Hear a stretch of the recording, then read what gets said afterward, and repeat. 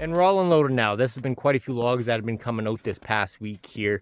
It is starting to get into that time of year where the roads are getting mucky. By roughly about noonish there, the roads are just too gross that we've been having to get in out there pretty early. And we were going out there grabbing 2 loads roughly, sometimes 3 loads in a day.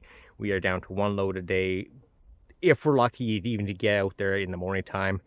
Today we grabbed a thing of logs, and then also we got ourselves just a couple of these odds and ends pieces that we are turning slowly into our odds and ends piles, or boiler wood if you want to call it.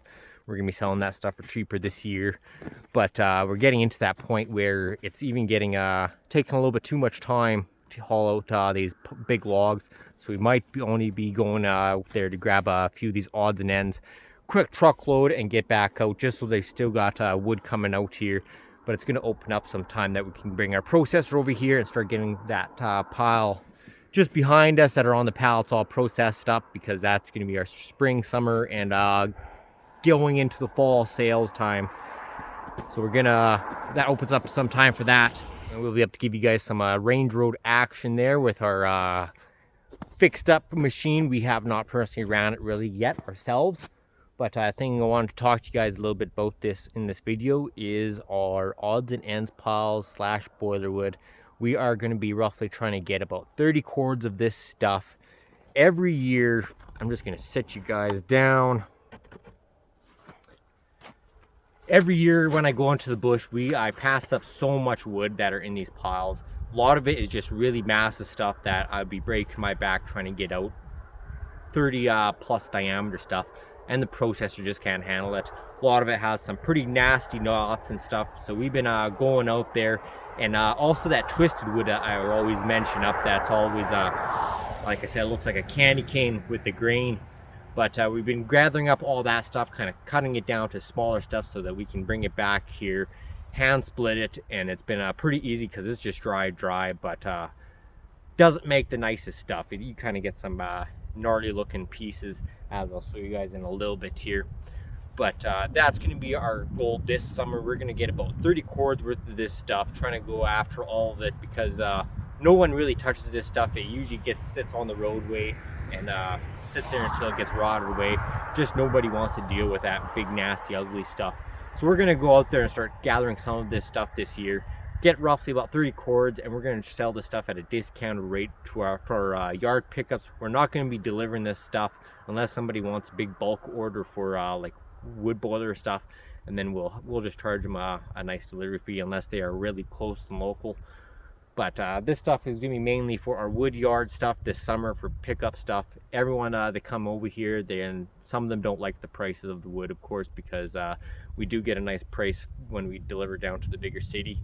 And being out here in the country with a lot of these campgrounds, everyone's kind of looking for a bit of a deal when they wanting to save a bit of money about buying the big $10 bundles of wood. So we're going to sell this stuff for about, I'm thinking between $80 to $100 per truckload. That's going to be a regular size truck box. If we get a long box, I probably charged $150 to $160. But that's going to be our goal. It's going to be a nice little bit of a side profit, and I'm pretty sure this stuff's going to get eaten up pretty quick. It is really nice looking dry wood. It's just some of it's smaller stuff, and as we process up most of our wood, because we're going to we usually get always a little bit of end chunks off every piece, and our calf shelter for our wood is pretty still pretty full, so we don't need to really stock up too much for next winter ourselves. We'll probably only need about a quart ourselves for our heating, and then the rest of this stuff we'll be able to toss in here. And easy way to get rid of it, those wood cookies and stuff, when you mix it in with some of these bigger pieces. But that's gonna be our plan this year, to get rid of some of this stuff. But we're gonna take you guys around, show you guys kind of what we're dealing with, and yeah, that's gonna be our goal for the summer here. All right, so got you guys turned around here. We have been just splitting it and just putting it right onto the ground. Like I said, I'm not taking too much effort in putting into this wood. Some of it is, like, we typically wouldn't sell pieces like this. It's just way too big. This one, that's not too bad. But we got our little wood cookie we split in half. Otherwise, we wouldn't be really selling that stuff with our nice product wood. So we're gonna just kind of have this as our odds and ends slash boiler wood, and hopefully it sells. But this is just kind of some of the bigger stuff, not quite, well, it ranges between the wood cookies and probably up to about 14, maybe 15 inches on some of them. Although with the loggers, they have been cutting up these guys, as you guys can tell with just the grain. This ain't from a chainsaw, but they've been cutting up some of these, and some of them are, I have to say, over 16, and some of them probably up to 20 inches long, as you guys can see right there. That's a really long one. But that's gonna be our goal for this summer. We did the roadside stand last year. Turned out really great. We're going to be expanding that this summer, and we're just going to be adding this, just a bit of a cheaper option for people, because we noticed that people do like the cheaper options, as we that road stand did a lot more sales than anything in our yard. It's just people weren't happy with the prices.